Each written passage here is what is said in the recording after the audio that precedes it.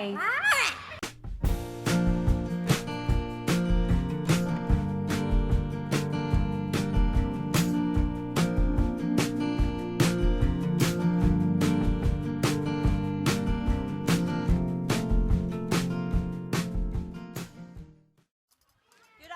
Welcome to Gilcrease Nature Sanctuary. Just wanted to give you a little bit of the facts on the place here. We have about 8.5 acres, over 600 animals. Most of them have been rescued and brought here to live forever and ever and ever.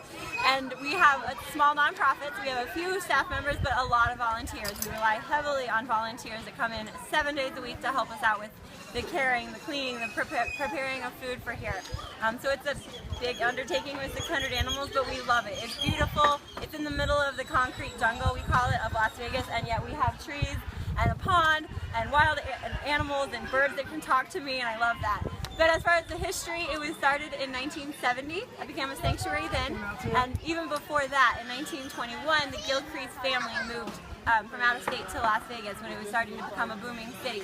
And they eventually picked up 1,600 acres of land, and that became the orchards and also the sanctuary. The two brothers liked different things. One of the brothers liked the animals and one of them liked the farming. So Bill Gilcrease, who is still alive and kicking now at 97 years old, started this sanctuary, and that is how it became what it is today.